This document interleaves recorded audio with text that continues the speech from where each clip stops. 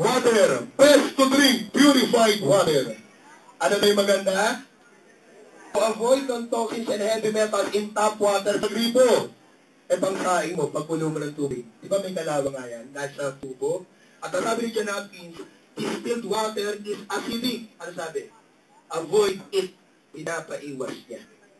Okay, ano? Para po mapatunayan natin yan, ito gagawin natin. No? Sana huwag kayong pumugurap, ano? Okay, hindi ko po sabi yan. Sabi nung eksperto, no? Ito po, sa likod nakikita nyo to? Nakikita nyo yan? Okay, may dalawa akong tubig dito. Please, huwag nyo na pong babasahin kasi tinanggal ko na yung brand. Ito po, ito yung pinili mo na kumakain ka ng siopaw at siomay. Huwag kayong babanggit na ng brand. Yan ang distilled water. Yan daw yung acidic. Ito po ay, ano to? Purified, unpurified mineral. Parang tuloy funeral na liquid. Mineral water. Walang purified dito. Ano pagkakaiba ng dalawa? Anong pakit pa dyan? Ano ba ba? Ito pagkakaiba niya na. Okay. Papanigin ko rin yun, no? Ang pagkakaiba ko. Ano po ito? Mineral.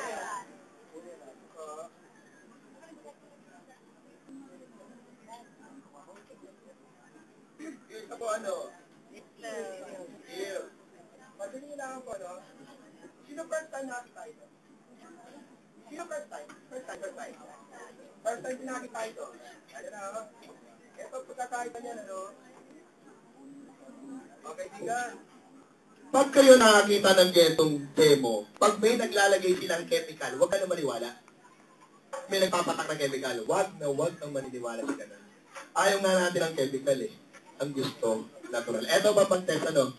Okay, pakita po namin sa inyo, no? Ano po ito?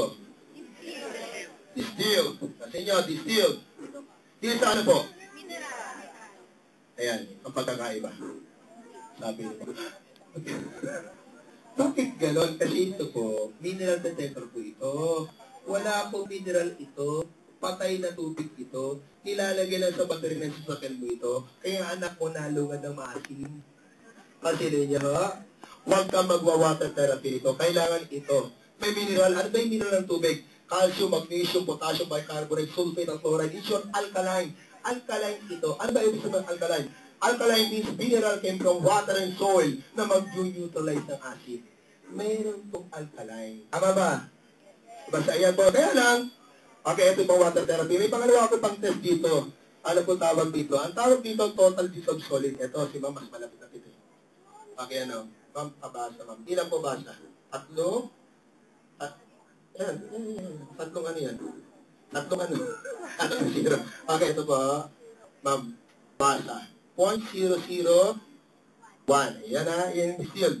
Pagdating sa mineral, basa, ma'am. 278, tataas 287 na.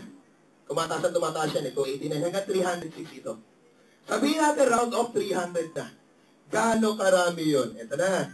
Kung yung baboy nakikita sa microscope, ang daang buod, ang tubig po dito. Okay, ito po, pansinin nyo na po, no? Ano pagkakaiba ng dalawa, no? Gaano karaming 300 na yun? Ito na po.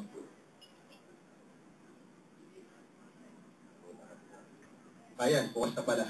Ito yung distilled, ito yung mineral. Kasi yung distilled, di nakilos. Hindi nakilos ang distilled, tama ba? Ba't di nakilos? Patay yan eh. Matakot kapag ang patay kumilos. Hindi talaga kikilos sa patay yan eh. Okay, ito po ang mineral water. Pansinin niyo po, no? Okay.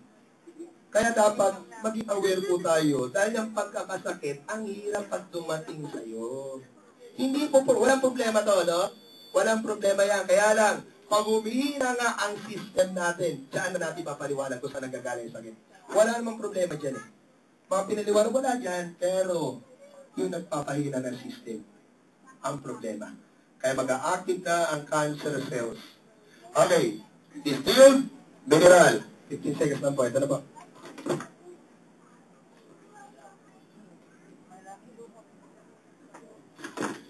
Paki-notice po, no? May advertisement sa TV, no bacteria, no parasite. Absolutely clear. Ba't may ganung advertisement? Alam na alam nila na may tubig sa market na katulad nito. Ma'am, tingnan niyo po, 300 yan eh. Mamaya yan. Alapit natin. Yan. May camera. Ayan, ano. Okay. Meron po nagsasabi, Sir Roger, sa kabila naman nagre-react eh. Sa kabila hindi, parang kakaiba. O sige, ito gagawin natin. Para patas ano. Ito po, ang gagawin natin, pareho ng mineral. Kasi po ninyo, no? Okay. Ang pagkakaiba po ay ito. Kasi ninyo.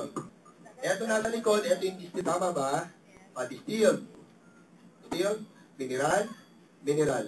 Sila magkapareho? Yan, magkapareho na yan. Yan ang itetest natin. Pansinin niyo mo. Kanina, tinatalakay natin water therapy. Ngayon, ano yung dapat pang water therapy?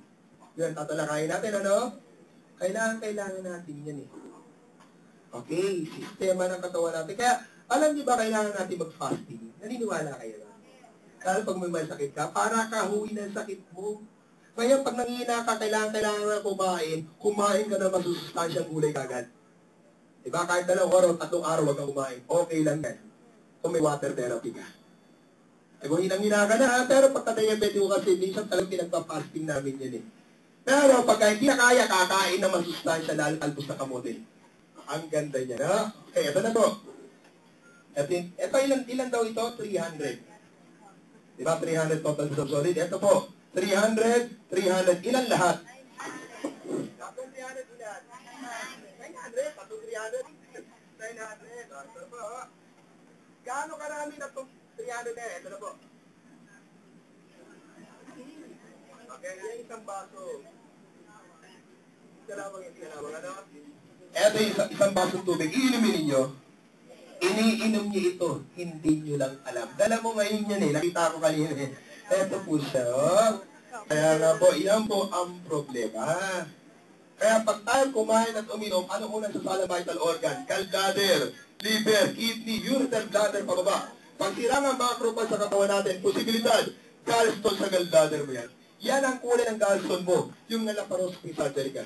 Kapag liver natin, HEPA A, B, C, liver cirrhosis ka sa liver.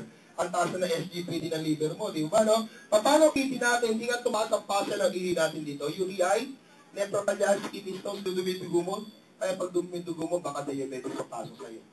Pansinin niyo, no? Kasi ang problema talaga, kaya tayo nagkakasakit. Wala tayong magawa, napasok ito eh. Tama ba? Napasok yan. Wala namang problema dyan. Kung ipapasok mo ito, tali mga hilaw, mga enzymes. Diba, no? Kulang na kasi nito eh. Gulay at prutas. Kaya kulang ka nito, papasok ito, ano mangyayari? Cellula natin dinadabis na. Ay mag-group sa tissue. Kaya, naaagaw ng cancer sa good cell. May nagbabalat na yung cellula yan eh. Kaya, pag nadabis na ang cell, yung tissue, ano mangyayari? Madadamage na. Pag nadabis sa tissue, pupunta sa organ, ano mangyayari? Damage sa pancreas mo, diabetic ka. Damage sa baga mo, naninigarilyo ka. Dami sa puso mo, stress ka. Dami sa dugo mo, mag-active cancer cells natin. Pag nadamage yan, pupunta sa built-in doctor system. Madadamage na. Respiratory, digestive, circulatory, marami yan, ano? Pag nadamage yan, madadamage sa katawan. Pag damage sa katawan, ano mangyayari? Nagkakasakit na po tayo. Origin of all diseases. Treat the root cause, not the symptoms. Kulang ganito, pumasok ito, equals disease.